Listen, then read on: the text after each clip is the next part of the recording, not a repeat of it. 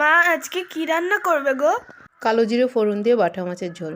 কি করে রান্না করো আমি একটু দেখি। মাছটাকে ভালো করে ভেজে নিতে হবে। এক এক করে সব মাছ এত সুন্দর করে লাল লাল করে ভেজে নিতে হবে। নিয়ে রেখে কড়ার তেল তুলে তাতে বড়ি ছেড়ে দিতে হবে। বড়িটা ভেজে রেখে আলু পটলটাকে এইভাবে কেটে নিলাম। নিয়ে কালো জিরে ফোড়ন দিয়ে তেলে আলু পটলগুলি ভেজে নিলাম। নিয়ে 4 টুকরো আদা, লঙ্কা আর জিরের গুঁড়ো মিক্সিতে পেস্ট করে নিলাম। পরিমাণ মতো লঙ্কার গুঁড়ো ভালো করে মশলাটাকে ছেড়ে দিয়ে আলু আর পটলের মধ্যে ভালো করে কষিয়ে নিলাম। নিয়ে আমি খানিকক্ষণ দমে রেখে দিলাম। দিয়ে বেশ ভাজা ভাজা এরকম তেল ছেড়ে দেবে, কষানো হয়ে যাবে। তারপরে জল ঢেলে দিতে হবে। জল ঢেলে এবার ফুটিয়ে নিয়ে খানিকক্ষণ ফোটানোর পর মাছ এক এক করে সব মাছ ছেড়ে দিতে হবে, দিয়ে ঢেকে রাখতে হবে। মা পাশের ঘরে চলে গেছে, এই ফাঁকে আমি একটু ভাজা বড়ি খেয়ে নিই।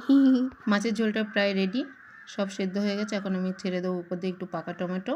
পাকা টমেটোটি দিয়ে একটু দমে রাখবো, যাতে টমেটোটা হালকা একটু সেদ্ধ হলো। উঠে ঢাকনাটা সরিয়ে তারপরে বড়িগুলি ছেড়ে দেবো। কী সুন্দর রেডি হয়ে গেছে কালো জিরে ফোড়ন দিয়ে আর বড়ি দিয়ে বাটা মাছের ঝোল। তোমরাও ঘরে বানিয়ে দেখো, এই গরমে সত্যি খুব ভালো।